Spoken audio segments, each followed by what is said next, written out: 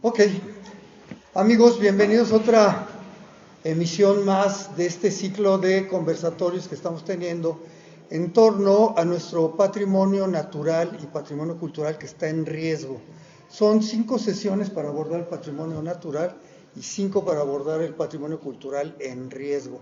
La semana pasada que comenzamos ya aquí, hicimos como el preámbulo de todo el patrimonio natural y cultural en general que tenemos en riesgo, y entonces bajo este preámbulo así muy rápido, pues vamos a comenzar.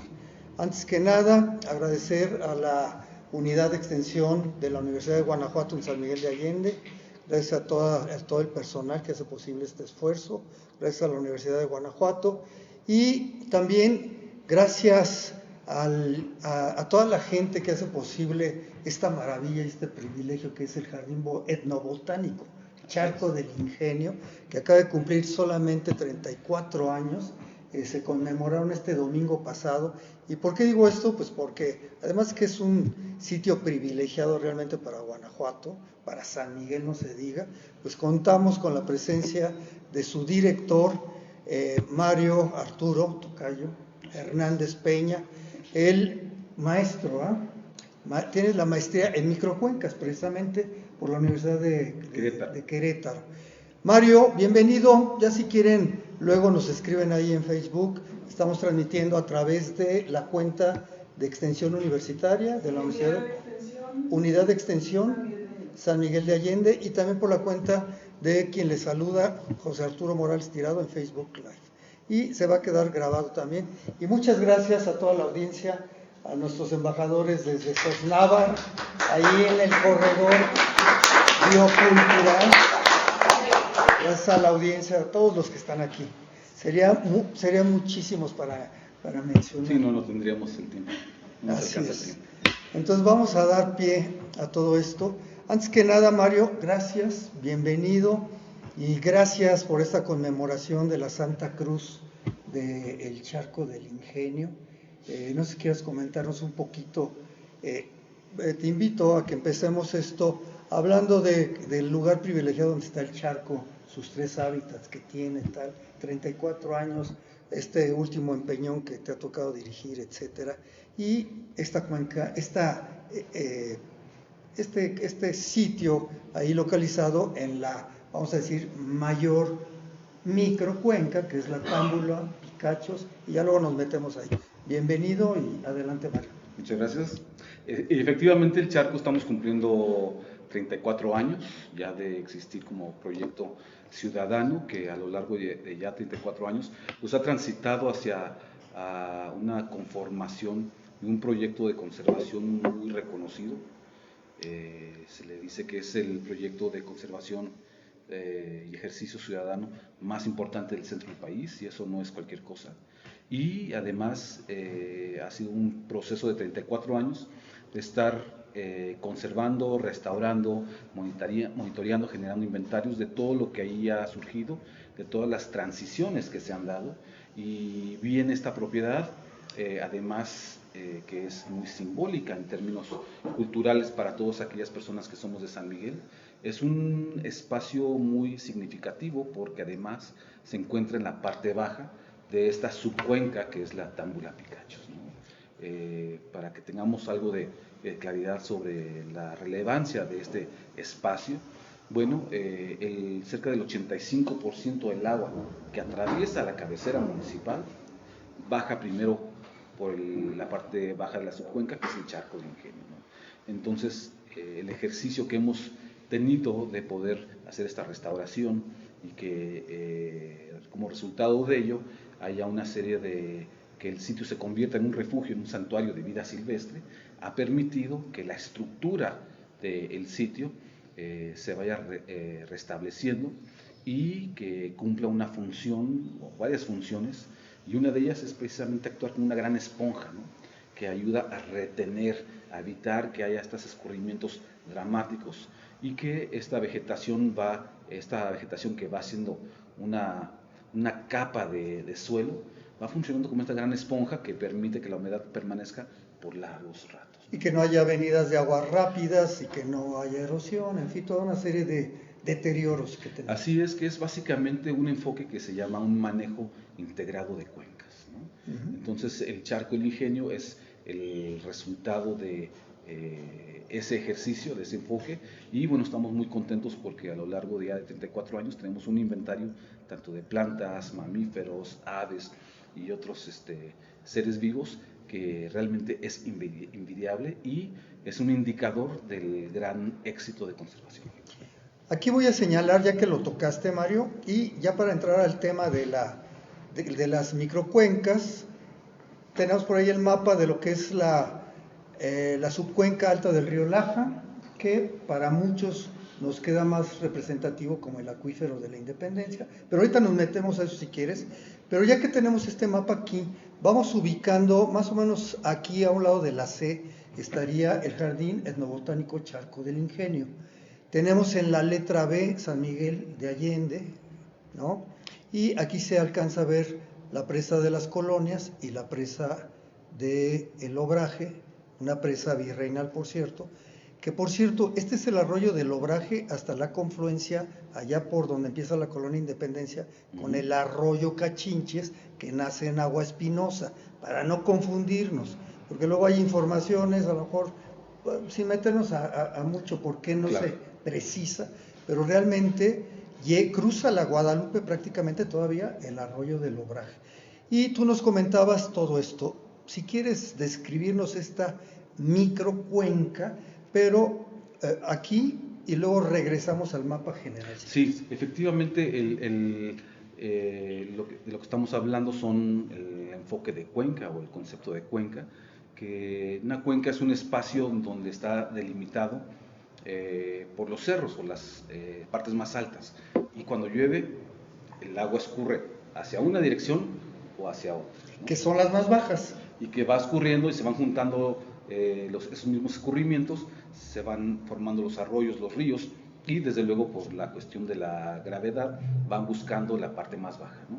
Y en esta imagen que estamos precisamente observando, podemos ver cómo desde el cerro La Márgara, El Macho, Guadalupe de Támbula, parte de Picachos. Te interrumpo tantito nada más por cuestiones didácticas. Este sería el Cerro Grande, este es La Márgara, así es. Este es El Macho.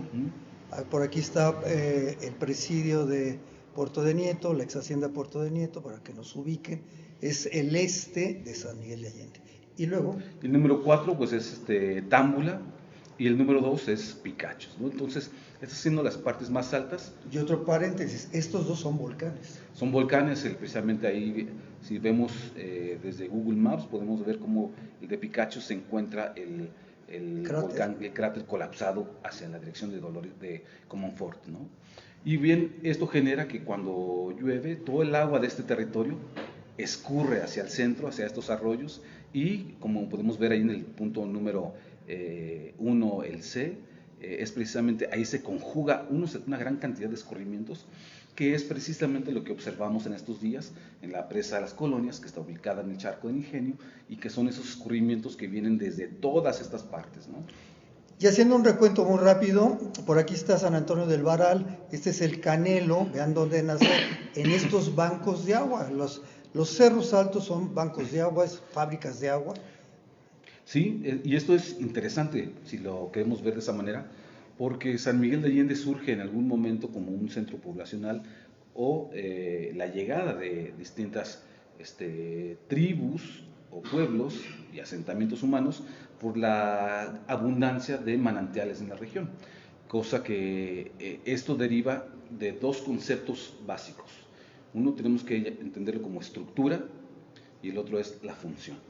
Cuando hablamos de estructura nos referimos a que en todo este espacio territorial hay una gran cantidad de vegetación y fauna que cumplen ciertas funciones, y esta estructura permite que cuando se da la precipitación cumpla la función de retener humedad, de liberar, de permitir que esos escurrimientos no bajen con gran velocidad, y que esa función también sea el de drenar, el de alimentar la gran cantidad de manantiales que una vez dieron vida a este prestigioso San Miguel de Allende, con una gran cantidad de... San Miguel el Grande, ¿no? San Miguel el Grande, con batanes, molinos, acueductos, tenerías y una gran cantidad de actividades vinculadas con el aprovechamiento del agua.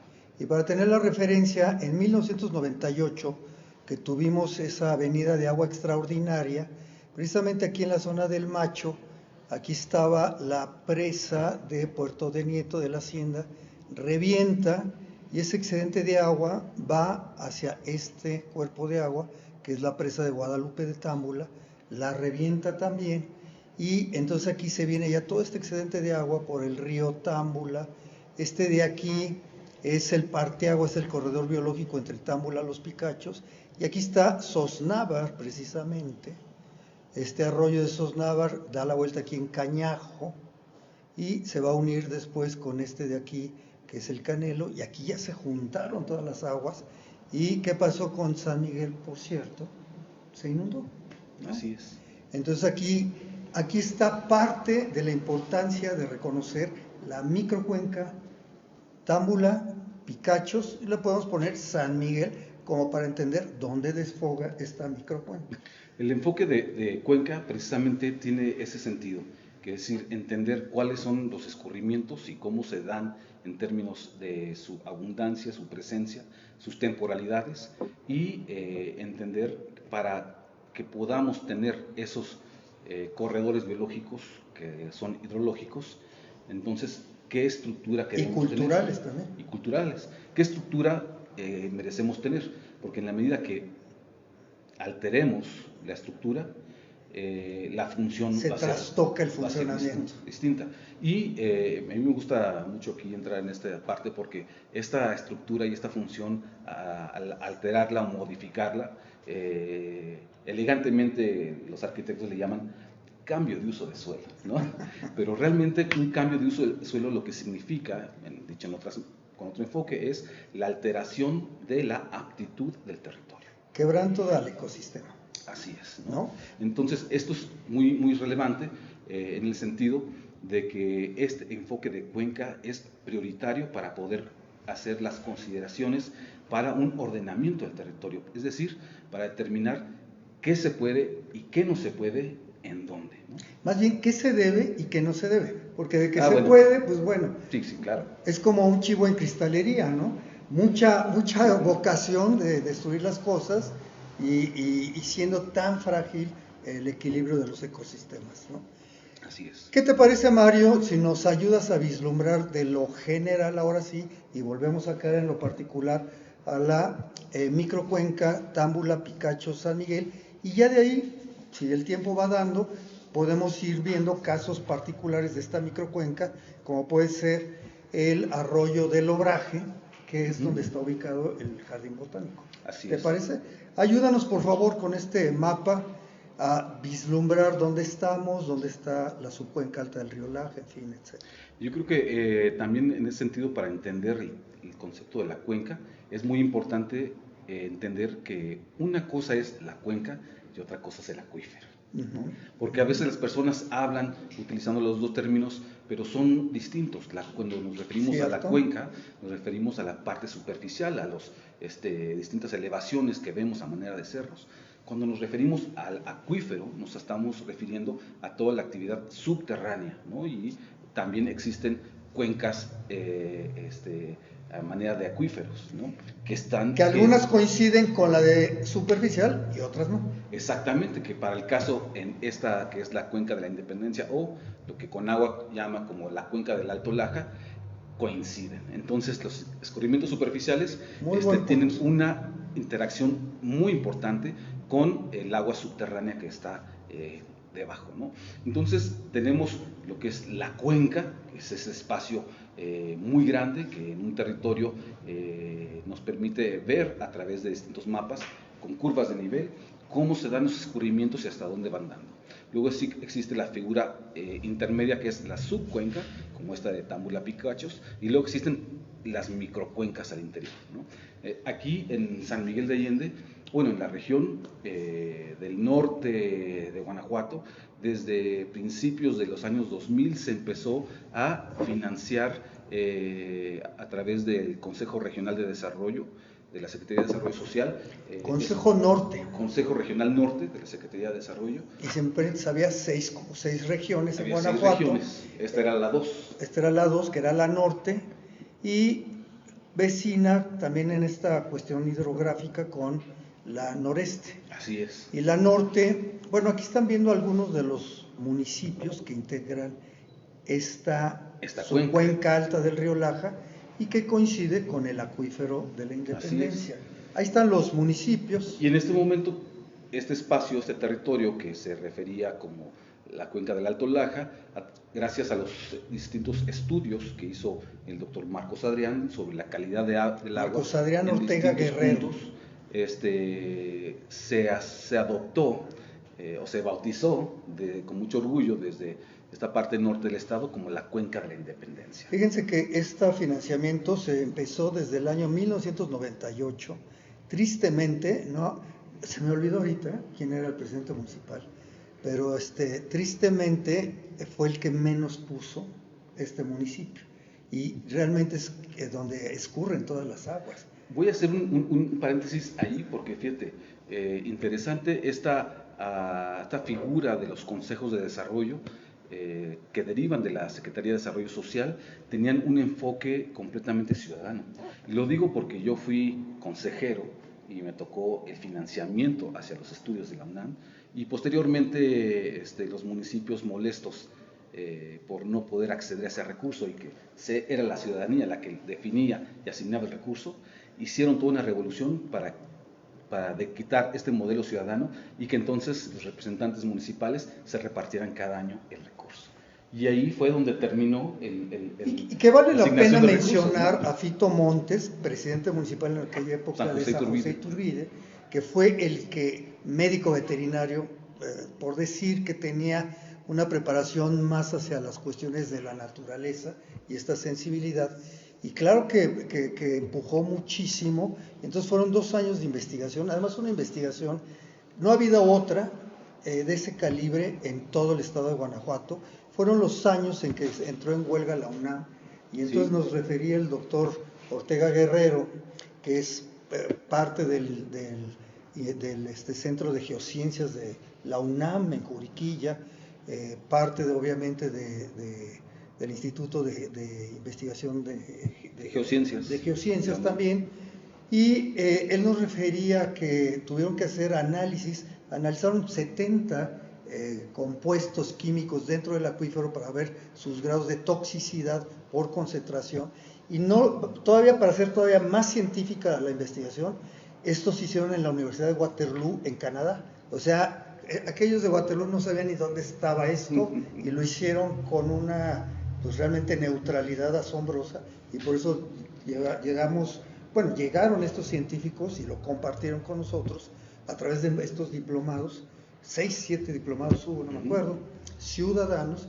y muy empujados por los consejos ciudadanos de las zonas de desarrollo. Hay que señalarlo porque parte de la restauración de las microcuencas es la gobernanza ciudadana. Así es, la gobernanza ambiental, y que eso es una inercia un enfoque que plantea la importancia de en términos horizontales, de todos los actores que inciden en un espacio, en este caso las cuencas, ¿no?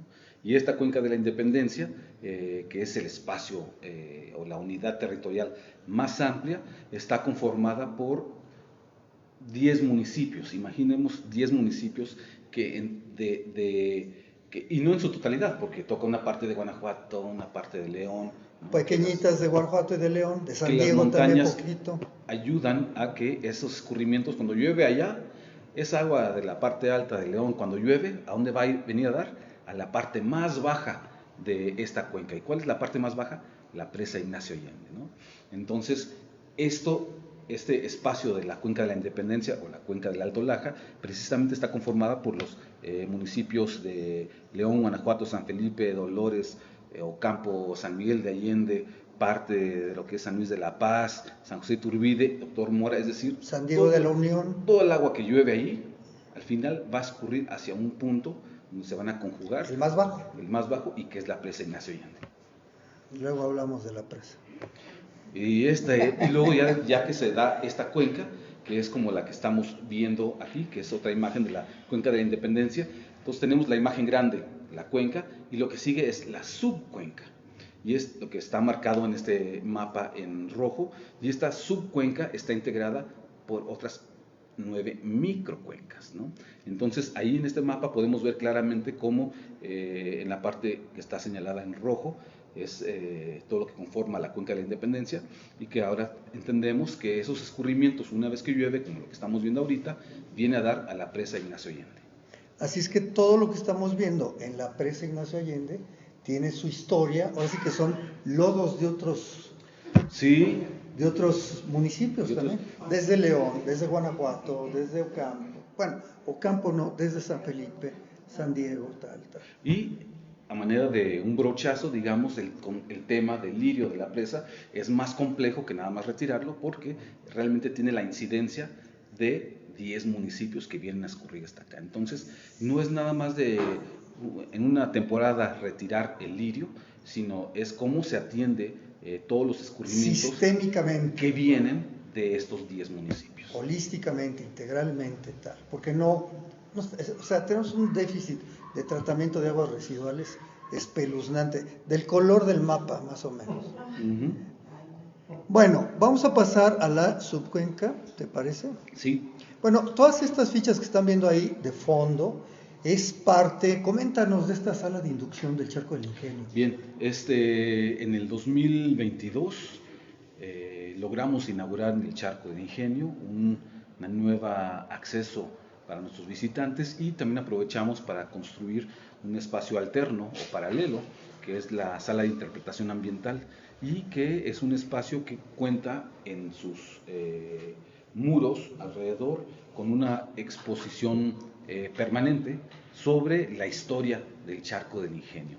Y esta historia del Charco del Ingenio va desde las redes del mundo natural, la diversidad vegetal, la diversidad de fauna, geología, y también integra elementos muy importantes sobre las expresiones culturales de la región, porque tenemos que entender que esto que hemos llamado o que conocemos realmente como el enfoque biocultural significa que en un espacio, en un territorio, desde luego habita una vegetación y una fauna específica, y una topografía que permite que todo eso se pueda existir.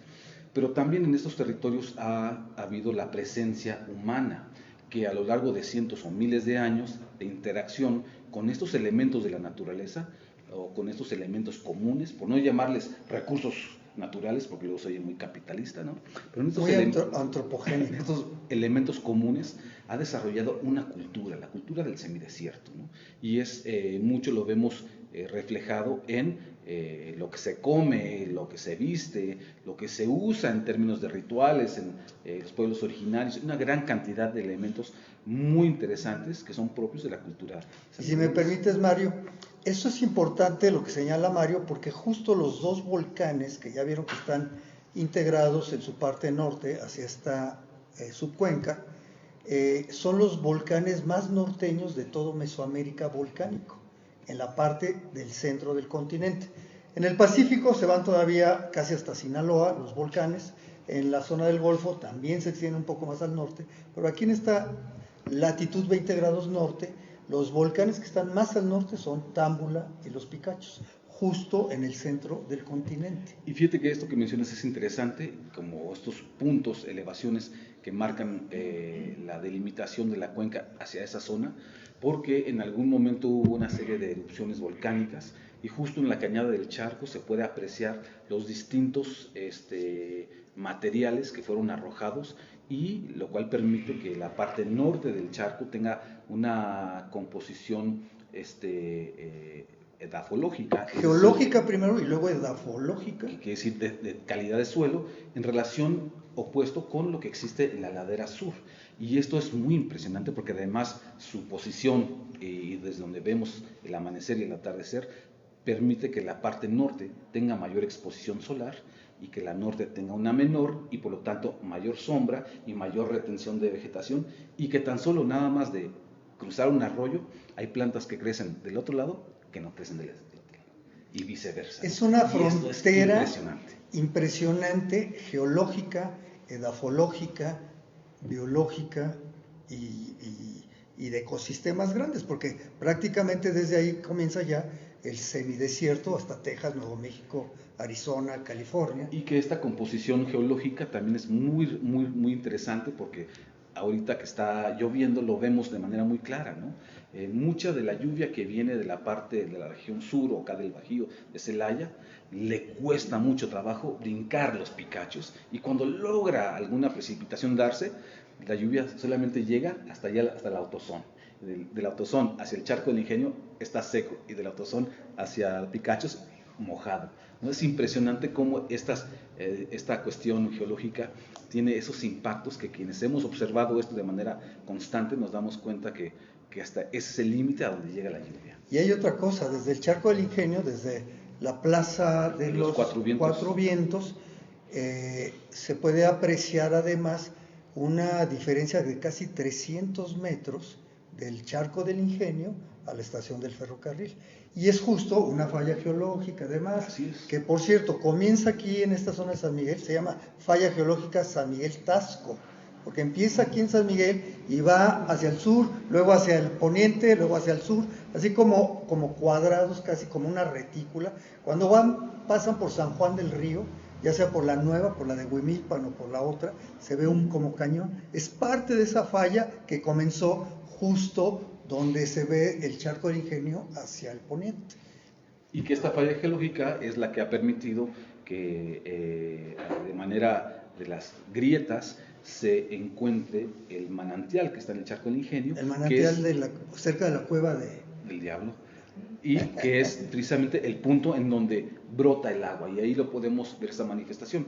Y claro que estos movimientos tectónicos o del subsuelo ha generado precisamente que esta grieta reciba los escurrimientos de toda la subcuenca Támbula-Picachos, y por lo tanto, por una parte la falla geológica y por otra parte los escurrimientos han forjado esta cañada que es lo que vemos. Y vamos a recrear los grandes conocimientos que a través del diplomado organizado, más bien liderado por el doctor Marcos Adrián Ortega Guerrero de la UNAM, doctor en geología nivel 3 de investigación además, nos hablaba, ¿te acuerdas?, del acuífero fracturado y el granular, y ahí tenemos un ejemplo de fracturado que produce estos manantiales. Así es. Qué magnífico, ¿no? Todo esto en el Charco del Ingenio, todo esto a unos pasos del jardín principal de San Miguel de Allende. ¿Cuántos no hemos visitado el Charco del Ingenio últimamente? ¿Cuántos no conocemos esta sala, que yo le quiero decir de inducción, porque se va todo el nombre de categorías, pero repítenos el nombre completo, Mario? Sala de Interpretación Ambiental. Gracias. Perdonen lo burro de este lado, pero por eso trajimos aquí a la eminencia. Platícanos de esta, bueno, a un lado de esta sala se encuentra una maqueta espléndida además, con unos gráficos extraordinarios, porque son muy didácticos, son muy simples de comprender la complejidad de los ecosistemas. Y este es uno de ellos, esto es también de esta sala de interpretación ambiental. Gracias. Sí, precisamente en esta gráfica podemos observar lo que he enfatizado de lo que es una cuenca. Este gran tazón que está delimitado por los cerros, y que los escurrimientos, una vez que se dan, buscan su confluencia en un solo punto, y que normalmente es la parte más baja. Y esto es muy claro de cómo se va dando esta actividad una vez que llueve, como lo que estamos encontrando, que es precisamente desde las serranías se va acumulando la lluvia, algunas se van generando, parte de esta agua se va quedando en arroyos, presas, lagos, bordos, y también contribuye a su infiltración y alimentación al acuífero, y que esto luego, dado la dinámica que anteriormente existía de una gran estructura vegetal que existía, permitía que hubiese abundante de agua y se brotaba en manantiales, ¿no? Y retención de agua, por eso era el banco de agua. Hoy todo eso se ha modificado. Muchísimo. Ya, lamentablemente, iba a decir que hemos extraído, pero no hemos extraído. Ha habido una serie de actividades muy peculiares que han sobreexplotado nuestro acuífero y que nos están poniendo en riesgo. Bien, esto también permite que estos espacios sean la mitigación de esos escurrimientos hacia las cabeceras municipales. Como hemos visto, y precisamente en el 3 de octubre de 1998, esa gran inundación. 2 a 3 de octubre. Y además, cabe mencionar que desde ese momento se empieza a apreciar un gran cambio en la estructura de la cuenca o de la subcuenca, y que estas modificaciones han alterado los escurrimientos y que cada vez vemos de manera más frecuente estos efectos de retorno, como les llamamos, que cada vez son más cercanos en el tiempo unos de otros. En el año del 98, recuerdo que estuvimos ahí participando. Todavía no había los niveles en teoría de organización que hay hoy en día, que bueno, puede haber un nivel de organización en papel muy interesante, pero en los hechos, si no hay capacidades, es otra onda. Pero me acuerdo que tardaba justo de Guadalupe de Támbula, se estimó el agua hacia la calle la confluencia ahí de lo que sería el arroyo de las Cachinches, en lo que es calzada de Guadalupe, ¿no? Puente de Guanajuato, tardó 6 horas más o menos, cuando ya estaba deteriorado. Con esta falta de estructura hoy en día, seguramente serían 5 horas. O 4. O sea, todo esto son parámetros que es increíble que hayan cambiado en apenas una generación, hace 27 años. Apenas. ¿Sabes dónde lo vemos incluso mucho más claro? En un desarrollo que construyeron en la parte alta de ciudad llamado Capilla de Piedra. Esta zona era todo un bosque que funcionaba como esta gran esponja y que retenía todas estas precipitaciones. Una vez que eliminan la estructura, la función disminuye o la función cambia, ¿no? Y entonces con cualquier lloviznita que llegue a caer, vemos claramente cómo esos escurrimientos bajan por Santo Domingo, y es la calle de Hernández Macías, esa parte más baja, donde se atoran los taxis, donde hay una serie de broncas porque el desagüe no es suficiente, ¿no? Es decir, en la medida que modificamos y quitamos la vegetación, que es nuestra aliada para poder mantener una calidad de vida, empezamos a tener una serie de problemáticas. Y es la forma natural de la estructura en los arroyitos, en los arroyos, en los ríos, la vegetación. Los ríos no se limpian. Aquellas autoridades que están además en esto de ecología y medio ambiente, y cualquier autoridad municipal, que les quede bien claro, los ríos no se limpian. La vegetación es inherente a la estructura de un arroyo, de un río. Así deben de ser. Quizá los pueden jardinear, pero no se limpian. Ese es un absurdo enorme, pero en fin. Oye, y aprovechando este momento, sí, me acuerdo muy bien lo que un maestro nos decía en la maestría sobre cuáles son las cualidades del agua, cuáles son, ¿no? Y entonces decía, a ver, pues físico, gaseoso, no, son los estados, pues ¿cuáles son las cualidades? ¿No? Que no se contiene en un volumen. No, dice, el agua es huevona, ¿no? Lo cual significa que el agua viene despacito y de repente pensamos que no pasa nada porque es suave, es blanda, pero cuando llega con el volumen que ya conocemos y hemos mencionado, cuidado, ¿no? Entonces el agua es huevona.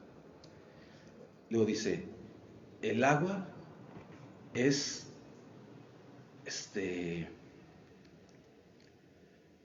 es floja, ¿no?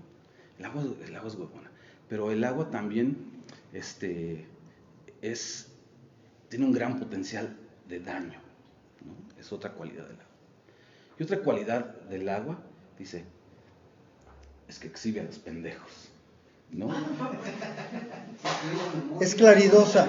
No, es claridosa. ¿Por qué?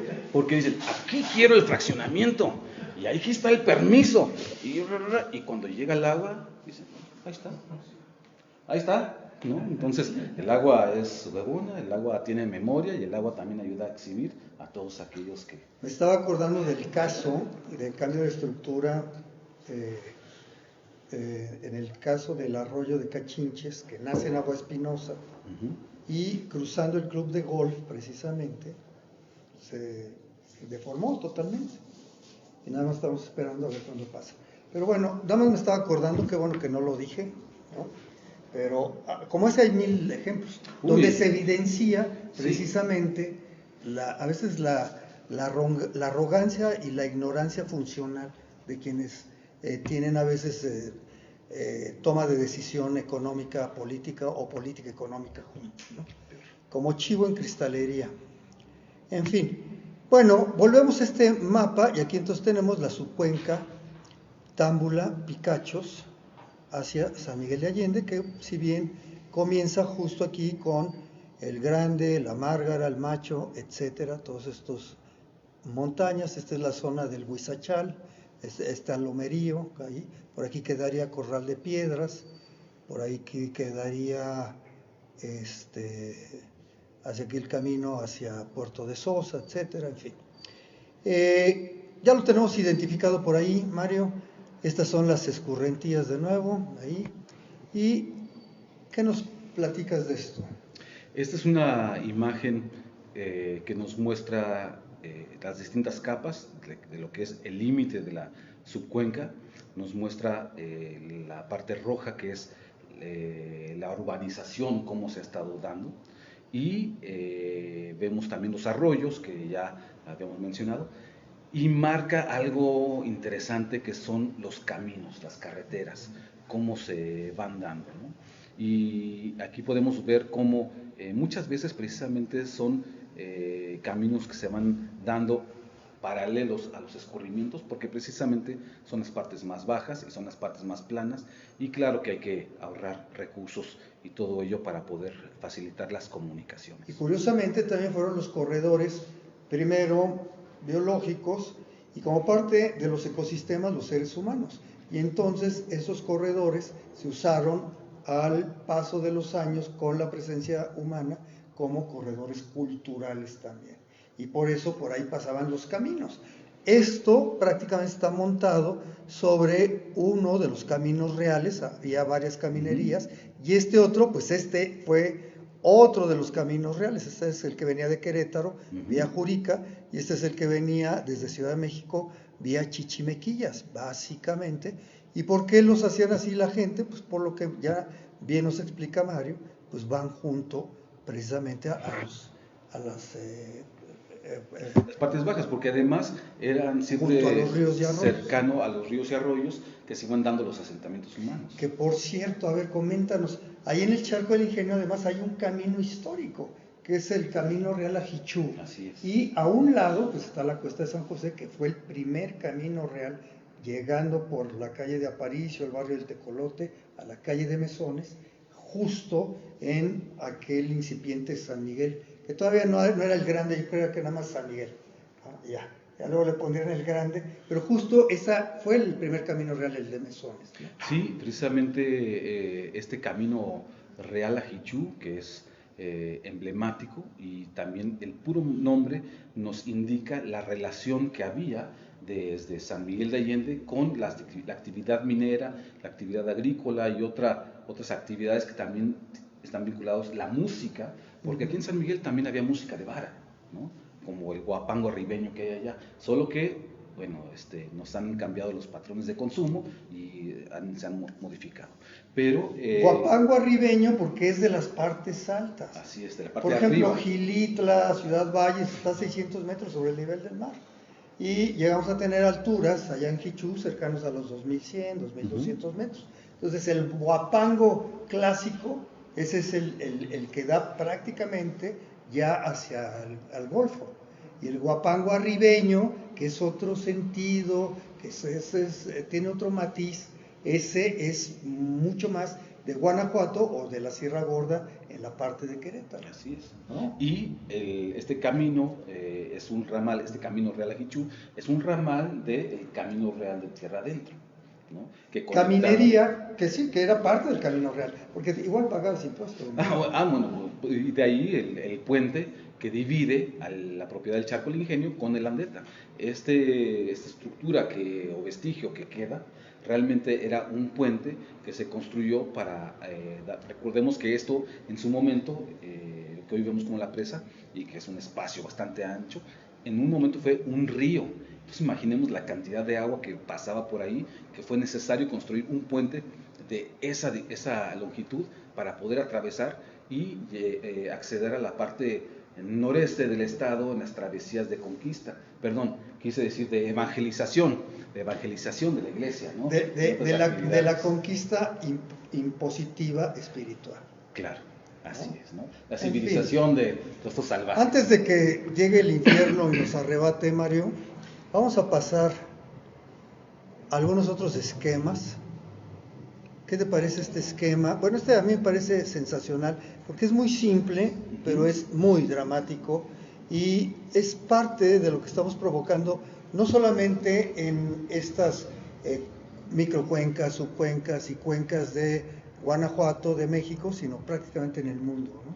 Sí, esta imagen que es parte de las infografías que existen alrededor de la maqueta que está en el Charco del Ingenio, es un claro ejemplo de lo que hemos estado mencionando, ¿no?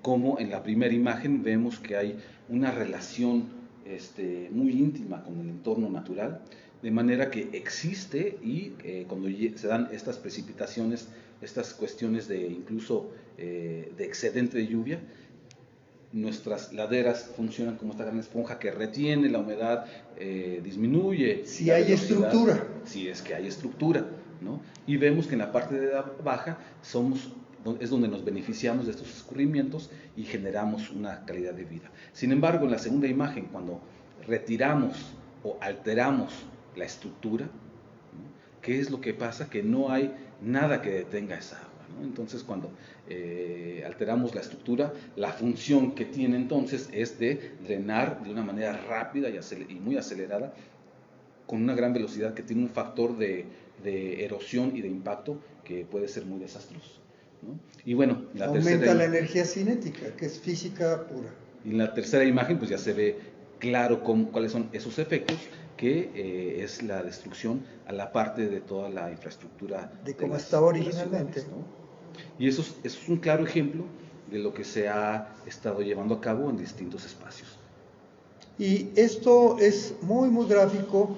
Si puedes, si vas con tus niños, llévalos, la maqueta es súper interesante, el diseño es muy, muy interesante, tiene por ahí un pasillo volado excepcional, con paciencia puedes ver unas aves increíbles. No le vayan a decir a nadie, les voy a decir un secreto, pero hay correcaminos precisamente justo debajo de este volado, con mucha paciencia y a buenas horas, ya sea en la tarde o en la mañana. Por ahí se asoman los paisanos, que también se les llama por aquí a los correcaminos. También les llaman brujas de monte. O brujas de monte, claro, también. Y que son espectaculares. Son bellísimos, son animales increíbles. Realmente son aves, pero parte de su estructura todavía tiene estos rasgos prehistóricos. Entonces, sí, exacto, se remonta como casi a este paso del dinosaurio al ave, ¿no? Exactamente. Que es fantástico. Recuerden, es un secreto para que lo mantengan así. Vamos acercándonos, todas estas fichas las dejamos aquí, van a estar ahí en la grabación, pero vayan y consúltenlos justo con la museografía, que también es espectacular. Tiene unas vigas ahí que bueno, ya cuando hay exposiciones temporales pueden ver el uso de todo esto. Es realmente un lugar de siglo XXI extraordinario que tenemos aquí. Háblanos un poquito de la importancia y el privilegio de contar en San Miguel de Allende con este territorio protegido y cómo lo han ustedes sublimado. Saludo, por cierto, a toda la gente que es el Charco del Ingenio, ¿no? Aquí está solamente una cara amable, tal, etcétera, con mucha ciencia y mucha técnica, pero es todo un equipo enorme. ¿Y cómo lo han sublimado a ser territorio protegido y de paz? Si nos quieres llevar por allá. Bien, pues tenemos que recordar que este espacio del Charco del Ingenio es un sitio que para los sanmiguelenses, que somos ya de una mayor edad, era un espacio, cuando no había el internet, cuando no había muchas otras cosas, pues realmente había una convivencia. Y cuando solamente aquí en San Miguel de Allende se veían 2 canales, ¿no?, de televisión, entonces había mucha... Si no había viento ni Había mucha voluntad porque saliéramos a jugar a la calle, que estuviésemos en la calle, en las bicicletas, en el fútbol, en la calle, con los amigos,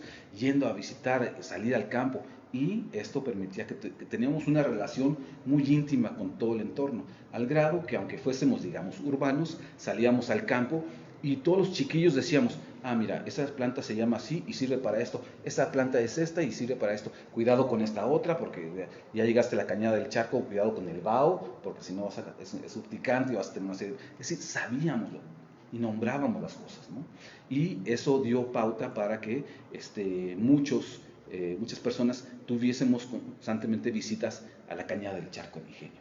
Y cuando, por ahí de finales de los 80s, cuando el Charco del Ingenio, los fundadores, logran la propiedad de las 67 hectáreas, se decide empezar a hacer acciones de restauración y conservación de suelos, que luego, a manera de efecto, es toda la estructura hermosa que vemos al día de hoy. Esto ha permitido que el charco sea reconocido como un ejemplo de conservación relevante y un modelo a seguir, y eso ha permitido que a partir del 2005-2006 se declarara una zona de preservación ecológica, el Charco del Ingenio y zonas aledañas. Es decir, que no es solamente los 67 hectáreas del Charco del Ingenio, sino este corredor biológico que es importante, que es parte de lo que es el Obraje, el Charco del Ingenio, el Parque Landeta y una porción de lo que es el Parque Bicentenario. Este espacio es conocido como la zona núcleo, y que alrededor de esta zona núcleo hay otro espacio que es la zona de amortiguamiento y que en suma son 392 hectáreas. Y además de esa relevancia que se ha dado, en el 2014 el Charco del Ingenio es certificado como área designada voluntariamente a la conservación por la Comisión Nacional de Áreas Naturales. Entonces, federal.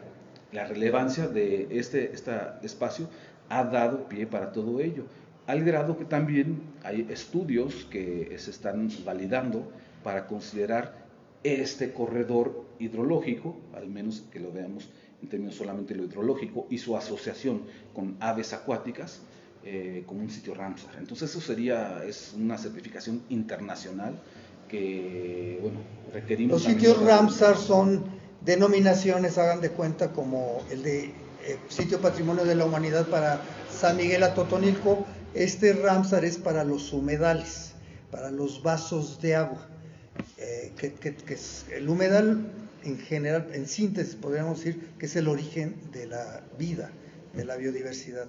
Hay humedales marinos y humedales continentales, pero tienen esa importancia.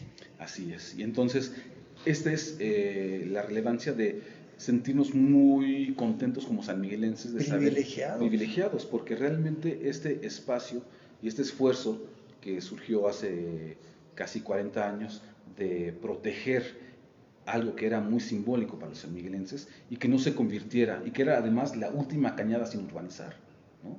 Y por lo tanto era necesario protegerlo. Que era un recreo histórico, sí. O sea, a principios del siglo XX iba la gente, ¿no?, de día de campo al Parque Landeta. Sí, yo tengo una foto ahí en la oficina que se ve las personas con sus vestidos largos, sombreros anchos, otras personas de manta, ahí donde se reunían para hacer kermeses en la parte baja, principalmente del Parque Landeta, ¿no? Entonces, y además, por esa parte, si queremos pensar en esa relación con el espacio, pero algo que no está documentado y que creo que carece mucho San Miguel de Allende, que vale la pena que hubiese una línea de investigación en ese sentido, es que esta cañada era el corredor industrial del siglo XVI, ¿no? Así es. Había una gran cantidad de molinos, tenerías, batanes y cosas que hemos encontrado en la parte de presas, ¿no? Mencionamos dos, pero había por lo menos otras 5, ¿no? Bueno, mencionamos la de Puerto de Nieto, la de Guadalupe de Támbula, Jaral en San Antonio del Varal hay otra, la de Landeta, que es una joya, por cierto. Claro. En fin. El bordo San Carlos, que bueno, primitivamente tuvo ahí uno, donde está el Instituto Sanmiguelense, hubo otro bordo ahí pequeñito, en fin, estaba lleno, bien lo dices tú, y con esto molinos u obrajes. Y ¿Y quién nos explica todo esto? Esta parte de la historia de San Miguel como el corredor industrial del siglo XVI, porque recordemos la gran cantidad de actividades que se llevaban a cabo a raíz del aprovechamiento del lago, y que eso también detonó toda una industria textilera, de aceites, grasas y otras actividades asociadas, que fue muy significativa y que fueron clave también para el sustento de la corona española. Así es, y obviamente el sustento de la corona española desde la realidad local de San Miguel el Grande. Por eso San Miguel el Grande era tan importante, porque no nada más era el paso comercial del Camino de la Plata o del Camino Real de Tierra Adentro, más amplio, sino per se San Miguel era importantísimo en esto que Mario bien dice, que sería una etapa como de preproducción industrial, a partir de todos sus obrajes, maestranzas, tenerías, etcétera. Y a partir de esto, Mario, y ya para ir cerrando el tema del gran valor que es en esta subcuenca Támbula-Picachos, la zona del obraje, bueno, se une el arroyo de San Carlos con el del obraje, tal, toda esta zona donde está el Charco del Ingenio, que es una joya, un privilegio y tal. Pues el mismo nombre, ¿no? Del Batán, que aparece en el mapa de 1580, el primer mapa del Camino Real de Tierra Adentro en estas regiones, y justo aparece quizá igual o más notable que la propia villa de San Miguel, el Batán del Charco del Ingenio. Y cuéntanos el nombre, tal, etc. Sí, pues bueno, el nombre del Charco del Ingenio deriva de una parte, el manantial, que está enclavado en la parte baja de la cañada, en el cauce, y que además es impresionante porque cuando ya pasa la temporada de lluvias, principalmente en la temporada de secas, invierno hacia todavía febrero o marzo, y que no hay agua escurriendo de la presa, podemos escuchar cómo está el manantial brotando agua. Todavía es probablemente el último manantial vivo en la región, cuando había una gran cantidad. 60 tenemos identificados. Y la gente ya lo llamaba el charco, porque además este manantial no era un manantial que sirviera para abastecer a las casas de agua, porque estaba muy retirado, pero sí era excelente para irse a bañar, para ir a las actividades de higiene, y entonces, y por la intimidad en la que había. Y en la parte misma de la cañada, de la ladera sur, encontramos precisamente los vestigios de lo que se cree que es el primer molino del continente americano.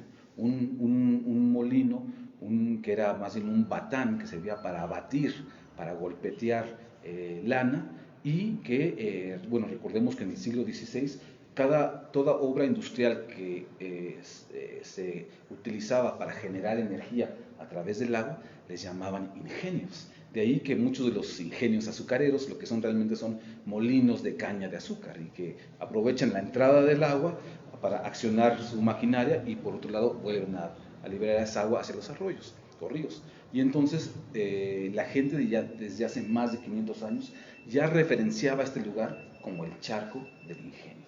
De allí la relevancia de que este era un espacio que tiene un significado cultural muy íntimo con todos los sanmiguelenses, y que este proyecto del Charco del Ingenio, al existir hace 34 años y contagiar sobre la importancia de su protección en un polígono de 392 hectáreas, ha sido clave, porque además ha generado una gran cantidad de servicios ambientales y ha también logrado contener la expansión urbana de lo que es un espacio que está definido, asignado para su conservación, para el bienestar, o si queremos ser muy antropogénicos o antropocentristas, para el bienestar del ser humano, ¿no? Entonces, de ahí la relevancia de mantener este espacio y todo lo que principalmente tiene que ver con la zona núcleo del mismo. Pero además ha sido un símbolo de resiliencia, diríamos, para no decir de resistencia. También. Claro, o de las dos. Y es desde luego inspirador todo esto. Quisiera nada más cerrar todo esto antes de pasar a las amenazas. Bueno, tenemos una gran biodiversidad en toda la región. Te encargo un trabajo, por favor. O mezclarse ahí. No, aquí si quieres. Perdón. Y esto que están viendo es la parte este de la presa de las Colonias, por ahí se alcanza a ver el puente del Camino Real a Jichú. Es un lugar bellísimo este de aquí.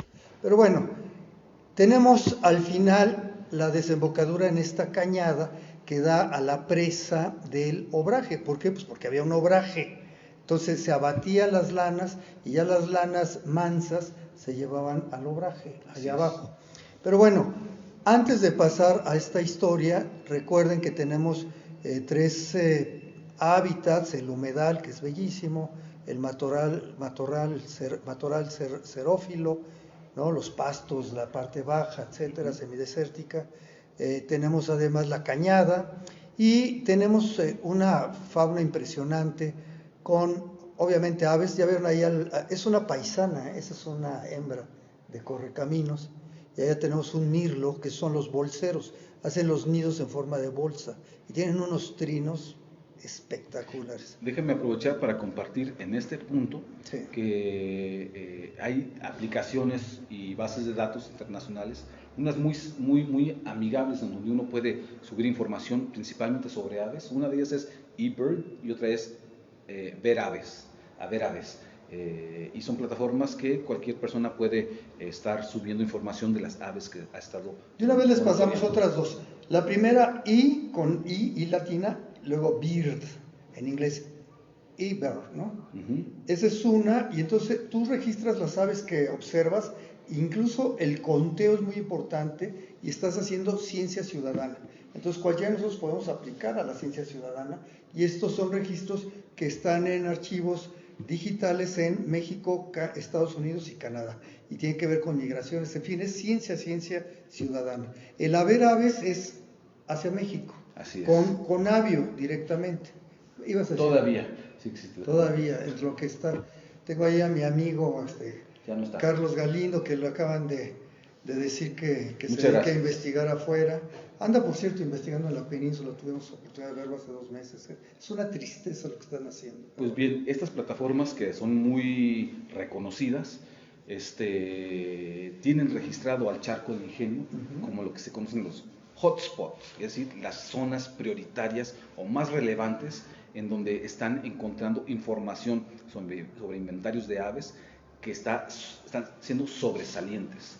Y en estas plataformas, más lo que tenemos desde el Charco del Ingenio y que constantemente estamos aportando y actualizando, tenemos un inventario de 256 especies de aves entre migratorias y residentes. Las aves son un elemento muy importante porque son, ante el cambio o la alteración de los ecosistemas, son las primeras especies que manifiestan o que acusan estos cambios en los ecosistemas. Por eso es importante el estudio de las aves. Son indicadores muy notorios, porque además se dejan ver. 256 especies en el Charco del Ingenio, mientras que el inventario para todo el estado de Guanajuato es de 340. Que son 2/3 partes. Incluso, bueno, para los observadores de aves les dicen lifers, así como cuando encuentras aves que nunca habías visto. Es otro lugar muy interesante, muy cómodo además, por las veredas que tienen tan mantenidas en el Charco del Ingenio, para observar las aves.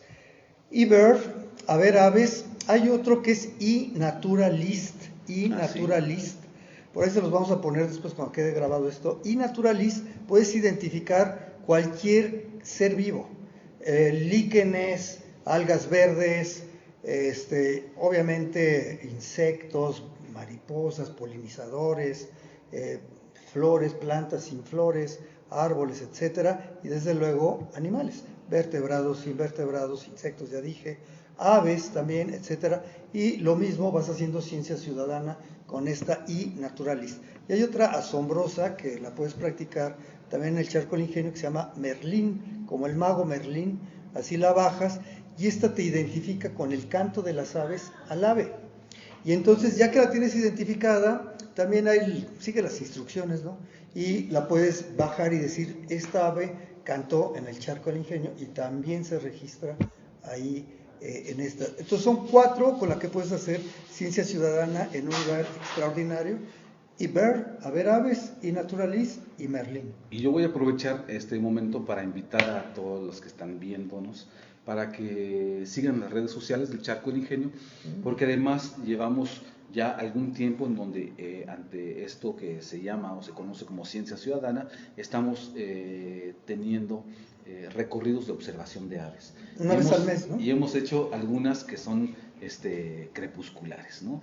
Y entonces es una actividad muy interesante porque tenemos, gracias a todo un financiamiento que pudimos obtener, binoculares profesionales, la explicación, las visitas guiadas, los sitios más relevantes, y la gente puede aprender a apreciar y reconocer una gran cantidad de aves, 256 especies en el Charco del Ingenio, es una gloria, que son las 2/3 partes de lo que está reportado para todo el estado. Del inventario del estado. Entonces es muy relevante y muy relajante, y además conoce uno a personas muy interesantes. Y por si fuera poco, pues además tienen también un gran inventario de mamíferos. Así es. En el Charco del Ingenio, que también vale la pena que lo sepamos. Nosotros recorremos los senderos que están muy conservados, pero realmente la gran conservación del jardín botánico está entre los senderos. El dejar eso que se reproduzca así tan natural, eso es precisamente la restauración pasiva, y eso es lo que le da el gran valor de biodiversidad a este lugar excepcional. Ya no me quiero detener en esto de los mamíferos para pasar a lo siguiente, Mario. Bueno, ahí estamos en la sala de interpretación ambiental del Jardín Etnobotánico Charco del Ingenio. ¿Voy bien? Vas bien, sí, ya tienes 10. Vean esas vigas que se ven allá arriba, sirven para poner mamparas y tal. Así es. Exposiciones temporales. Es un lugar padrísimo. Ahí estábamos escuchando, no me acuerdo.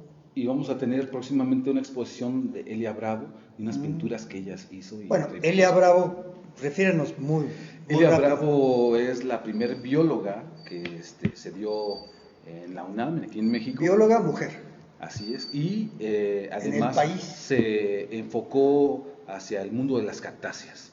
Entonces llegó a vivir 101 años, por solamente, ahí más o menos, nada más, y sus contribuciones a la ciencia son relevantes, incluso primer bióloga cuando realmente no estaba bien definida la carrera de biología. Se fue haciendo en el ir estudiando, y entonces su aportación, su presencia es muy significativa al mundo de los jardines botánicos, y no se diga por el tema de las cactáceas. Si algún día anda por Oaxaca, Puebla, precisamente hay un lugar también patrimonio de la humanidad mixto, que es la barranca Tehuacán-Cuicatlán, y precisamente del lado noroeste se entra por el vivero, el jardín botánico Elia Bravo, ¿no? Así es. Puebla, fíjense, Puebla tiene 4 jardines botánicos, algunos de ellos etnobotánicos. Y aquí en Guanajuato, que tanto lo presumen a veces, ¿no? Apenas tenemos uno que sí, es una maravilla, pero es uno solamente. Pero con ese es de los más importantes del país. Importantísimo, pero a lo que me refiero es que tenemos otras zonas de Guanajuato también muy importantes que merecerían tenerlo. Y ¿sabes qué? Esto que bueno que lo mencionas, porque nosotros desde el Charco del Ingenio nos hemos enfocado más hacia las plantas suculentas, ¿no? Y que son más de carácter desértico. Pero el norte del estado de Guanajuato es muy distinto al sur, ¿no? Entonces, el Bajío mismo, sí, que volvemos cercano a insistir, nosotros estamos en los Altos de Guanajuato, no somos Bajío, y el Bajío tiene otra biodiversidad, otra estructura, otros ecosistemas. La Sierra de Pénjamo es otra, la frontera con la zona lacustre volcánica de Cuitzeo, Yuriria, etcétera, es otra. Y quisiéramos que hubiese ejercicios como que estuviesen documentando, registrando qué es lo que existe, porque ante un mundo tan cambiante por efectos del cambio climático, si queremos llamarlo así, o podemos también decir por los efectos de nuestros patrones de producción y consumo, ¿no? O por la necedad o estupidez del ser humano. Sí, que ambición desmedida, que es la máxima racionalidad al servicio de la máxima irracionalidad, y que necesitamos conocer cuál es la estructura que tenemos, cuáles esas plantas, cómo se dan, si se pueden aprovechar, una gran cantidad de información, cómo se asocian con los pueblos originarios que resguardan un gran conocimiento. Es decir, falta mucho por hacer, y ojalá que en Guanajuato hubiese más voluntad, porque hubiese una atención a la ciencia y al mundo natural. Así es. Y tangible como estos lugares que son los jardines etnobotánicos. Y bueno, esta es una maravilla. ¿Siguen siendo presidencia de...? No, actualmente ya no soy presidente de la Asociación Mexicana. Sin embargo, en la nueva estructura que está ahorita en gobierno, soy el secretario administrativo. Bueno, el mundo no es perfecto. Bueno, así es. Ok, vamos a pasar a otro asunto. Aquí tenemos un esquema muy rápido, Mario. Quisiera yo ya cerrar con ver cuáles son, esquemáticamente muy rápido, formas en que deterioramos las microcuencas o las subcuencas o las cuencas, todas, cómo rompemos los equilibrios ecológicos y a partir de esto también hacer unas propuestas en general de cómo podemos hacer para restaurar, para tratar de reestablecer los equilibrios ecosistémicos en los diferentes ecosistemas, etcétera, y cerrar con las amenazas y el patrimonio natural de toda esta zona que ya la pusimos en tanto valor, que más bien la pusiste tú en tanto valor, que nada más te hago eco, y que a partir de esto, cuáles son las amenazas que hoy estamos enfrentando, y con eso pudiéramos ir concluyendo. Aquí tenemos una tabla muy rápida: deforestación, desarrollismo urbano o urbanización a lo loco, ¿no? Agricultura o prácticas agropecuarias no sostenibles, entre otras el sobrepastoreo, contaminación atmosférica superficial, profunda, etcétera. Cuando hablamos precisamente de las cuencas o microcuencas o cuencas, es decir, que reconocemos por una parte los escurrimientos y cómo se van generando, pero para que se den esos escurrimientos tienen que tener una interacción con el territorio, con la estructura, ¿no? Y el conocimiento de la estructura nos da otra pauta para entender qué es lo que se debe o no se debe, o cuál es la aptitud de cada territorio, ¿no? Y esta información es muy pertinente porque sirve para alimentar la información de los planes de ordenamiento ecológicos territoriales o planes de ordenamiento urbano y todos estos instrumentos. Sin embargo, a veces nos rebasa los intereses de grupo o los intereses políticos, económicos, que a veces vienen juntos, ¿no? Y que no respetan estas indicaciones, y bueno, entonces tenemos la alteración del territorio. Porque sí vale la pena, yo quisiera sí decir que precisamente fue San Miguel pionero en la instauración de las UGAS, Unidades de Gestiones Ambientales Sostenibles, a partir de microcuencas, precisamente. Y así se hizo los ordenamientos territoriales ecológicos. Oficialmente yo siempre insistí en que el nombre debe ser ordenamiento ecológico primero, territorial después. Pero bueno, así hay ley, hay reglamento en torno a todo esto, pero no se podría todo esto sin corrupción.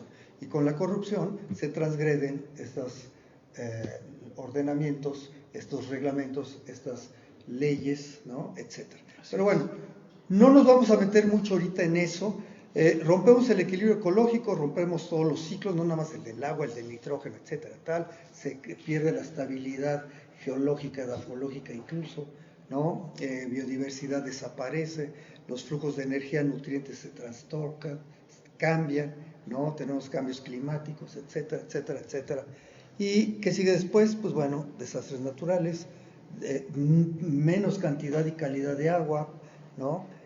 Menos servicios ecosistémicos, en fin. Y la comunidad humana sufre, ya está sufriendo y vamos a sufrir más. Estamos empeñando no nada más a nuestra generación, sino a la que viene. Disculpen que vaya tan rápido en esto, pero bueno, se propone entonces restauración pasiva, justo como la que se tiene entre las veredas del Charco del Ingenio. Sí, y fíjate que esta restauración pasiva deriva de un enfoque básico que dentro de este concepto es clave, porque de repente mucha gente tal vez se va a ir de aquí muy inspirada en poder hacer algo y vamos a ir a plantar un arbolito. Sí, pero en términos de todo esto, eso es hazlo ya después de que intentaste todo lo demás. Bueno, esto es una acción dentro de un conjunto, de un proceso, porque el éxito del Charco del Ingenio deriva en que las primeras acciones que se hicieron fueron obras para la conservación del suelo. Si no hay suelo y no hay... Antes que el agua. Exactamente, Antes si que el no hay agua suelo que pueda permanecer, que no se erosione y que este suelo guarde la humedad por periodos más prolongados. Eso va a permitir que cualquier semilla, pasto o planta que pongamos posteriormente tenga la viabilidad de tener el éxito y de crecer. Pero si queremos meter plantas por todas partes y luego plantas exóticas, pues no es el hoyo sobre la roca madre. Entonces lo que hay que hacer es primero acciones para poder retener, ver los escurrimientos y decir, aquí tenemos que retener toda esa tierra que se nos está yendo y de una manera natural van a llegar las especies propias de la región. Ese es otro gran ejemplo que tenemos aquí en el Charco del Ingenio. Y aquí tienen otras acciones que se pueden hacer ya después, pero la primera es la restauración pasiva. Incluso recuerden que los bosques tienen 3 niveles. El nivel bajo, el que se llama sotobosque, y son los pastos principalmente. Y algunas otras plantas chaparritas, las mimosas, que aquí les decimos catillares, que por cierto ahorita están por florecer, estos bomboncitos rosados, rojos, que son bellísimos. No los acaricien porque están unas espinas agresivas. Les dicen catillares porque la espina es como una garrita de gato. Sí, curva. Ay, qué bonito. Es su estrategia porque pasa el mamífero sobre todo y entonces se atora y tira el polen y se lo lleva el cabello generalmente los mamíferos y lo dispersa, ¿no? Es una estrategia muy, muy interesante, en fin. Pero bueno, aquí se mencionan, ya después de la restauración pasiva, pues bueno, prácticas como reforestar con especies nativas, obras de conservación de suelo y agua, manejo, vamos a decir, sostenible de prácticas agrícolas y pecuarias, ¿no? Hay muchas ya nuevas, ¿no? Y educación ambiental, talleres, etcétera. Y tú lo mencionaste desde el principio, Mario, gobernanza comunitaria. Así es. El enfoque de la gobernanza ambiental, en donde todas las personas vinculadas con el espacio tienen la misma voz, ¿no? Y esto es relevante porque solamente de esa manera hay la posibilidad de generar acuerdos significativos. Yo hice mi tesis de la maestría precisamente en la microcuenca de Guadalupe de Támbula, y mi tema fue la gobernanza ambiental para la gestión del territorio. Qué interesante, muy interesante. Por cierto, ahí hay ruinas todavía de lo que fue unas trojes que había en Guadalupe de Támbula, que se han ido perdiendo también, sí. Desgraciadamente, pero es parte de este corredor biológico entre Támbula y Picachos, que corre desde La Palmita, Jalpa, de Jalpa sigue, bueno, la zona de Lagunilla, muy buen pulque, ¿no? Doña Betty, luego, saludamos a Doña Betty en la Lagunilla. Salud, y con una terraza espectacular. Así es, viste a Doña Betty. Hacia la presa, hacia la ex hacienda de Jalpa. Ya luego sigue la campaña Doña Juana y desde luego la emblemática Sosnávar, que es otro paraíso de San Miguel, pero nada más lo dejamos hasta ahí. Así es. Luego seguiría el Cañajo, Alcocer, tal, etc. Pero bueno, estas son algunas propuestas para tratar de ir restaurando. Si activamos así estos mecanismos hacia los círculos virtuosos, pues restablecemos ciclos del agua, recuperamos suelos fértiles, vuelve la biodiversidad, regresa la resiliencia ecológica, ¿no? Y se reactivan de nuevo servicios ecosistémicos, purificación de agua, captura de carbono, bla, bla, etcétera, ¿no? Tenemos estos resultados. Pero quisiera que fuéramos cerrando, Mario. Tenemos de esta maravilla que es, vamos a decir, desde el Bordo San Carlos, luego el camino a Jichú, la presa de las colonias, la parte norte del Jardín Botánico Charco del Ingenio, que se ha restaurado después del incendio en forma asombrosa. Así es. ¿No? Y tenemos, bueno, la parte sur del Jardín Botánico y tenemos la cañada. Platícanos de la cañada hacia el arroyo del Obraje y los riesgos de todo este patrimonio natural. No nada más la cañada del Obraje, sino en general toda esta zona, o incluso si te quieres extender hasta pues, toda la subcuenca Támbula-Picachos. Yo quisiera concentrarme realmente en este espacio que es la zona de preservación ecológica y cómo durante los últimos años hemos estado viendo una serie de intervenciones. Este es como el cuento el pescador y la mar, ¿no? de Hemingway, ¿no? Que se va a pescar. El viejo y el mar. El viejo y el mar, y que además atrapa al pez más enorme, ¿no? Una obsesión. Y la obsesión por regresar, pero en el trayecto de regreso al puerto, una gran cantidad de tiburones que están dando tarascadas de algo que es precioso, que es enorme. Así es más o menos el charco del Ingenio, ¿no? Toda esta zona de preservación ecológica que gracias al trabajo dedicado desde este grupo ciudadano para poder generar y recuperar este espacio, pues con el tiempo y con estas falsas promesas que se han dado a lo largo del tiempo de convertir a San Miguel de comprar nombramientos de la mejor ciudad del mundo, y por lo tanto... ¿Mejor ciudad del mundo para qué? ¿No? Habría que preguntarse sí, para qué y por qué. Bueno, y algunos hemos tenido la oportunidad de viajar a distintas en el extranjero y hemos visto lugares increíbles que rebasan a San Miguel de Allende, pero bueno, no vamos a entrar a detalle ahí, pero este es un espacio que es la joya de la corona de los sanmiguelenses, y estamos encontrando que hay una gran cantidad de intereses que buscan beneficiarse y generar proyectos que son meramente económicos, y muchos de ellos ajenos a San Miguel de Allende, beneficiándose del trabajo que hemos hecho desde bastantes años, ¿no? Que además no respetan la estructura, la función, y que a raíz de algún acuerdo con alguna persona no son los reglamentos, las leyes o algunas personas y la autoridad, con el poder en turno no se les aplica, ¿no? Entonces es muy lamentable que haya esto que esté ocurriendo en San Miguel de Allende, y bueno, casos como estos son muy recientes que nosotros hemos estado señalando, y que bueno, también creo que ahorita está muy discutido todo esto que está pasando. Pero hay que dar algunos datos duros, Mario. Todas las cuencas de los ríos y arroyos y los embalses en este país que se llama Estados Unidos Mexicanos son zona federal. ¿Sí? Y tienen una zona a los lados de su cauce, ¿no? En caso de los ríos o de los embalses. Si son ríos no mayores a 5 metros, tienen 5 metros por cada lado. Y si son mayores de 5 metros con 1 centímetro, van a tener 10 metros a cada lado. Eso no es derecho de vía, es el derecho del cauce de la zona federal de arroyos, ríos y embalses. Entonces, no hay poder humano que en este país pueda concebir bajo el Estado de Derecho una propiedad privada en un río, en un arroyo o en un embalse. No existe. Así es. Por ley no existe, ¿no? Ese es un dato duro para empezar, ¿no? Y mucho menos, y obviamente todos aquellos bienes producto de la creación humana, como pueden ser represas, diques,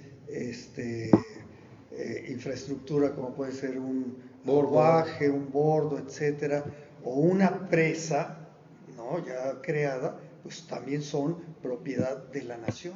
Así es. No son propiedad privada. Así es. Esto nos debe quedar clarísimo. Se escucha, ¿no? En Playa del Carmen, en Playa de no sé qué, pero también ocurre en los ríos, ¿no? Así es. Y eso es un fundamento de Estado de Derecho que debemos de tener muy claro en este caso del arroyo del Obraje.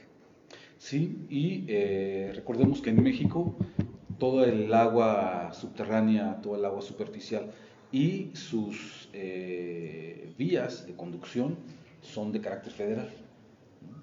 Y de ahí la importancia de que cualquier acción que se haga en estos márgenes tienen que cumplir con los lineamientos federales, ¿no? Y dentro de estos lineamientos federales, también como dato duro, están las manifestaciones de impacto ambiental, que tienen básicamente, ubicando en el tiempo, en el momento de preparación de una obra X, en la preparación misma, en el proceso de la preparación, en el proceso de funcionamiento de lo que se vaya a hacer, e incluso en caso de abandono de esto, que vaya a quebrar la empresa, lo que sea, deben de señalar cuáles son sus impactos, y el ambiente en términos técnicos y científicos no es lo biológico nada más, sino también es la acción de lo no biológico, y tiene 5 áreas, que es el impacto en lo político o gobernanza, el impacto en lo económico, el impacto en lo social, el impacto en lo cultural y obviamente el impacto en los ecosistemas, ¿no?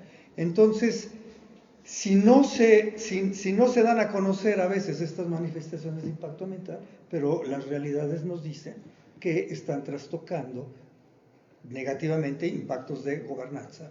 Sí, claro. Porque se abrogan propiedades federales o derechos federales. Económicamente sale más caro restaurar siempre, remediar, que además de la manifestación deben de manifestar ellos cómo van a remediar, compensar o solucionar estas situaciones. Y muchas veces, como hemos mencionado, son acciones que se llevan a cabo con inversiones de muy alto nivel, que le compran luego voluntades, de manera que voluntades en el poder. Hay acciones que se intervienen y cuando ya es posible señalar o generar algún proceso legal, son hechos consumados, ¿no?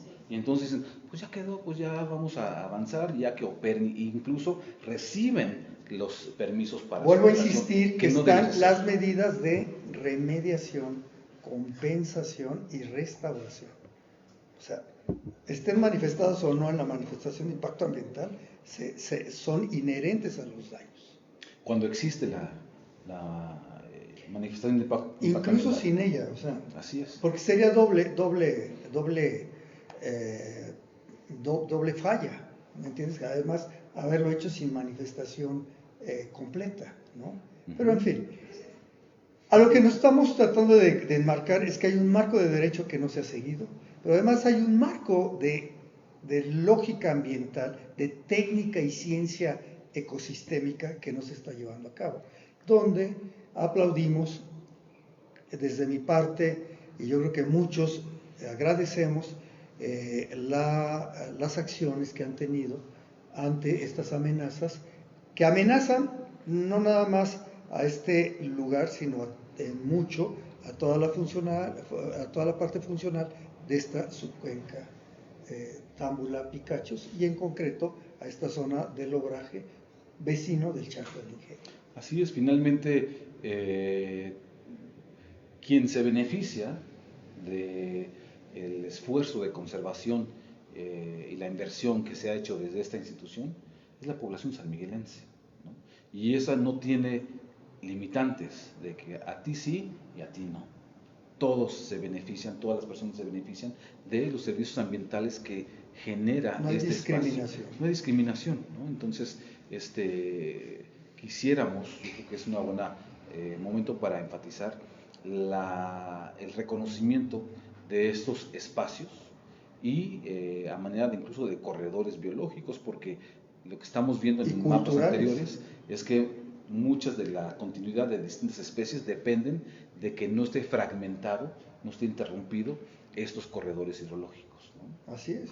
Y bueno, ahí están los testimonios culturales, ahí están todavía las ruinas del Obraje, están las ruinas de la propia presa del Obraje, que por cierto es en 2 etapas, ¿no? Están los vestigios del Batán, están los vestigios del Camino Real a Jichú, están los vestigios de la presa de Landeta, de la de Guadalupe de Támbula, en fin, el presidio de Puerto de Nieto, que es una gloria del siglo XVI, en fin. Con todo esto, quisiera que reflexionáramos, Mario, acerca de 2 máximas que las repetimos en cada una de estas sesiones.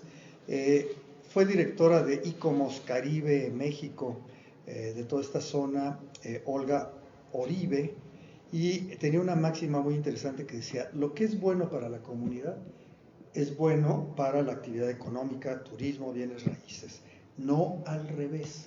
O sea, primero está identificar bien, como bien lo has marcado, y te agradezco tu tiempo y tu claridad en esta exposición. Primero está el beneficio que otorgan estas subcuencas, microcuencas, a la biodiversidad, incluido el ser humano. Y ya luego vendrá la parte económica, claro, del bien raíz, del turismo, etc. Lo que es bueno para la comunidad, y yo diría que la comunidad toda de la biodiversidad, es bueno para San Miguel. No el turismo primero, no los bienes raíces primero, ¿no? Lo que es bueno para la comunidad, lo que es bueno para San Miguel, es bueno para el turismo, es bueno para los bienes raíces, pero no al revés. Tan solo hace 15 años todavía un estudio de la Facultad de Economía de la UNAM señalaba que la actividad principal en San Miguel de Allende seguía siendo la ganadería y la agricultura. En 15 años se ha desmantelado toda esta actividad para favorecer una actividad completamente asociada a productos de consumo, el turismo, y con el discurso de que San Miguel vive del turismo, cuando realmente es el turismo el que vive de San Miguel de Allende. Yo creo que aquí también, como en todas las actividades humanas, habría que entender que también tenemos turismo sostenible. Así es. Y dentro del turismo sostenible hay países como Namibia que viven del turismo sostenible, ¿no? Todo el país, pero turismo sostenible. Entonces hay que buscar las formas. Y ya por último, para cerrar, es un gran ejemplo de cómo preservar lo auténtico, lo único, lo irrepetible y lo excepcional, que es esta subcuenca Picachos-Támbula, y desde luego la joya no solamente de esta subcuenca, sino de San Miguel, que es este jardín etnobotánico Charco del Ingenio. ¿Algo con lo que quieras cerrar, Mario? Yo quiero nada más aprovechar para invitar a toda la gente que nos está viendo que visite nuestras redes sociales y principalmente a la gente de San Miguel de Allende, que los días miércoles y los días domingos el acceso es libre para los sanmiguelenses, y que por favor nada más muestren en la recepción su credencial de lector con dirección de San Miguel de Allende, y que traigan a la familia, que caminen, que reflexionen, que disfruten de la paz, que el Charco del Ingenio es un espacio para la contemplación. No es un espacio que, como algunos nos han sugerido, que debiésemos tener cuatrimotos, que debiésemos hacer otro tipo de tirolesas, y no, es un espacio para la contemplación, para encontrarse, para tener encontrarse con la naturaleza. Así es. Conectarse. Así, para reconciliarse con la naturaleza. Y bueno, invitarlos a todo este ciclo. Nos quedan todavía otras 8 sesiones más. Bienvenidos todos. Gracias por su paciencia. Y abrimos la sesión de preguntas y respuestas. Y también está abierta la puerta de la parada técnica para aquellos que gusten hacer uso de ella. Gracias a todos por su participación. Muchas gracias.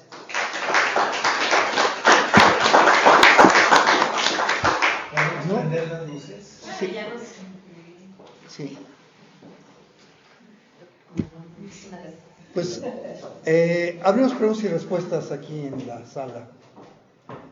Gracias por su participación. Déjenme ver si puedo rescatar algunas en Facebook a través de otro medio. O si tienes tú por ahí algunas, Maribel. Voy a tratar de abrirlo por acá. Por aquí no las puedo ver. Pero vamos a ver si... Aquí hay algunas. Dice, en la colonia, gracias Isabel, Guadalupe, ya se ven los efectos de la mala construcción de una barda sin permisos, y además una idea de limpiar el río en la zona del arroyo del Obraje, precisamente de la cortina de la presa del Obraje hacia la confluencia con el Cachinches. Claudia, gracias, Claudia Escalante, felicitaciones por la información. Gracias, Claudia, por tus conceptos y bienvenida. Si la autoridad realmente requiere a los particulares el cumplimiento de la ley, otro territorio tendríamos y aspiraríamos a una mayor calidad de vida. Así es, muchas gracias. Gracias por sus comentarios, su participación. Yo tengo una pregunta. Juan Manuel, adelante. Se escucha a veces que hay la falla geológica de San Antonio delante de Rodríguez, de la Filarica, de por allá. Sí. ¿Esa no se menciona? Hay una infinidad de microfallas, ¿eh? Así como hablamos de microcuencas, microfallas hay en todo el estado de Guanajuato, pero no todas, para empezar, son sísmicas, que muchas veces están asociados con esto, y no todas son de complejos mayores. Nada más así como para redondear, tú me corriges, Mario, tenemos el campo volcánico Zamorano, volcán Zamorano, Támbula, Picachos y San Pedro, que está en Comonfort. Y estos, como son los más norteños, todo este campo volcánico se llama campo volcánico San Miguel, han generado en sus movimientos tectónicos, las placas, tal, una serie de fallas que se van haciendo en general más profundas. La más famosa es la falla San Miguel Tasco, que es la que les refería. Pero esta es como cuando pones a hervir leche, se empieza a hacer la nata, ¿no? Y cuando está todavía caliente sigue en movimiento, y hay unas que son profundas, otras menos, y otras ahí apenas. Entonces sí estamos rodeados de muchas. Por ejemplo, al norte de San Miguel, hacia lo que es Marroquín, Palo Colorado, Las Cañas, Los Juárez, Las Cañas, Los Guía, etcétera, ese es, geológicamente, es parte del volcán de los Picachos. Pero ya edafológicamente, pues bueno, hay una falla ahí, ¿no? Que es precisamente lo que bajamos, viniendo de la parte alta a la parte baja. Esa es parte de una falla, por ejemplo. Sí, hay muchas. Y ahí en San Antonio, pues es justo, está la parte de, se llama el Huizachal, ¿no? Y luego tenemos toda la zona de Puerto de Nieto, Corral de Piedras, hacia Puerto de Sosa, Moral de Puerto de Sosa, ¿no? Que termina ya otra parte de la extensión del volcán de los Picachos, hasta Jesús María Los Rodríguez. Y ese accidente está muy notorio porque cuando uno va en la carretera cada vez está más profundo. Pero ya lo decía Mario, ¿sabes por qué se ha hecho más profundo? O cuando sales de ella, que pasas Tres Palmas, el paredón Tres Palmas, y mucha gente no la sabe y vuelan. ¿Sabes por qué? Exceso de extracción de agua del acuífero en esa zona. Entonces, el agua, además de que se almacenaba, hacía que edafológicamente el suelo estuviera a esos niveles. Se le llama a esa zona la laguna seca. Y hubo una laguna todavía hace 500 años. Pero le sacas el agua, primero superficial, y luego le extraes la de abajo. ¿Qué pasó con el sustrato? No es una falla en sí, sino más bien es un accidente por sobreextracción del agua y compactación del suelo. Y compactación del suelo. Características que mencionó el maestro fue el agua tiene memoria. El agua tiene memoria. Por lo que decían, la incongruencia político-económico, hacen obras y el agua no perdona. Cuando baja, destruye. Así es. Los factores que mencionaban, la memoria está presente. Así es. No se olvida por dónde bajaba el agua. Es lo que pasa. Y es bueno tu comentario, Juan Manuel, porque esto es muy complejo. Ahora, toda esta sobreextracción de agua, pues bueno, ha sido para una serie de empresas comerciales agropecuarias, pero por otro lado, ¿cuántos millones somos hoy en México? ¿Cómo nos hemos reproducido? ¿Cómo se ha reproducido la propia población del norte de Guanajuato, del propio municipio de San Miguel? Hay factores que tienen que ver con migraciones, mayor esperanza de vida, en fin, es muy complejo todo esto. Por eso esto es apenas una vena para mostrar cuáles son los riesgos. O sea, idealmente, ya lo dijo Mario, una comunicación horizontal donde estemos participando las partes. Y claro, bienvenidos los agricultores comerciales, bienvenidos. Bienvenidos los ganaderos que se dedican a esto por años, por tradición. Las bienvenidos también. Bienvenidas las inmobiliarias, claro. Pero con orden, con respeto de la ley. Pero con argumentos primero. Primero con argumentos y poniendo la meta, la utopía de un mejor San Miguel, ¿no? De un San Miguel sustentable, sostenible. Todos debemos de participar. Todos debemos de poner nuestros argumentos. Dejar con esta horizontalidad de toma de decisiones las creencias, que no son creencias, de que necesitamos al gurú, al cacique, que nos ilumine, ¿no? Como si dependiéramos, por favor, de una sola persona. Basta verlos a veces como para decir, híjole, son a veces hasta ofensas para la inteligencia. Pero en fin, creo que es por ahí por donde va la gobernanza ciudadana. Así es. Bienvenidos todos, pero con argumentos. Aquí lo que hemos tratado de exponer son argumentos, no fundamentos prejuiciados o cosas de estas, sino argumentos. Arturo, hablando de eso, yo quería hacer un comentario. Mira, Atahualpa, bienvenido. Gracias. Viviendo en la zona de allá de Sosnávar, ya llevamos 20 años viviendo allá y pues ya conocemos bastantes personas de la región, campesinos, vecinos de Doña Juana, de la Campana.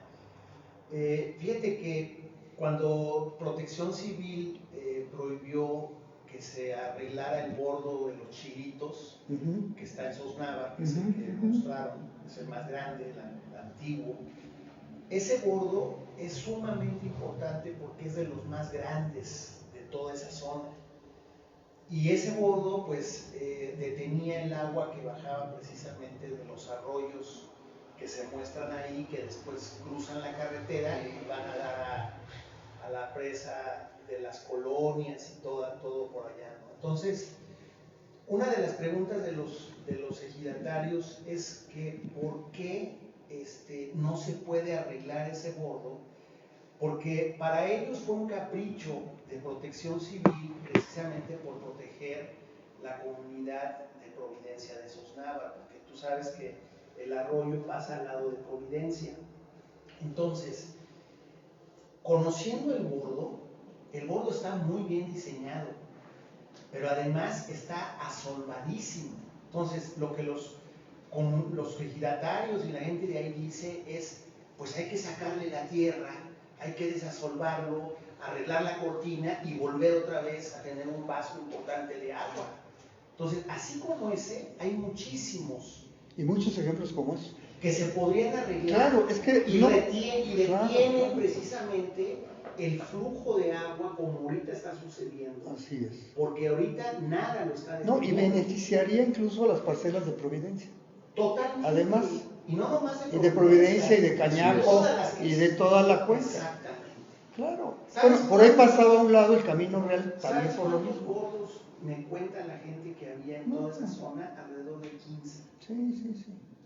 Y ahorita ya no hay ninguno. Y fíjate que tienen, por ejemplo, ahí también tienen un pozo de sangre que tiene todavía su empedrado, donde tomaba vuelo la mula para que sacaran cubos de agua enormes, ¿no? Tú dices la noria que hay. Sí, la noria, perdón. Pero precisamente se ha bajado también por lo mismo. Y ya, si la alimentas con estos bordos, pues bueno. Pero a ver, pregunta, ¿tú pondrías un desarrollo inmobiliario debajo de una cortina de presa? Para nada. O sea, ¿Tu autoridad la permitirías? ¿Yo autoridad? ¿La permitirías con argumentos? Claro que no. ¿De cuánto estamos hablando? Entonces, ya que la permitiste por lo que haya sido, ¿no? ¿Quieres ahora remediar lo que empezó mal de origen? Así es. O sea, ¿cómo? ¿Dónde está la lógica? No hay lógica, ¿no? Y eso fue lo que hizo Protección Civil. Se quiso ir por la rápida, ¿no? Por la solución rápida, tal, etcétera. Sí. Déjame agradecer también aquí, nos manda saludos Iván Rodríguez, Enrique Pascual también nos manda saludos, gracias porque nos están viendo. Eli también, muchas gracias. Y a todos me pidieron, sé que nos están viendo en San Felipe, que nos están viendo también en Dolores, en la zona del Cubo, también allá en San Diego de la Unión, en León nos están también viendo, en Guanajuato, en la Cuenca de la Esperanza, en la universidad.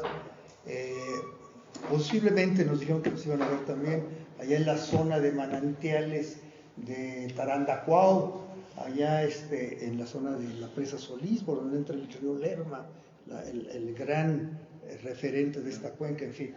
Y recuerden que esto queda grabado como referente, pero esa es la idea, precisamente poner esto en la agenda. La agenda, con todo respeto, no la pone el gobierno, la pone la realidad. Y como la mayor parte de los que habitamos la realidad somos ciudadanos, pues bueno, queremos subirnos a la agenda. Esta es parte de la idea. Aquí no pasa nada, todo está bien, menos la realidad. Estamos hablando de la realidad real, de la realidad real.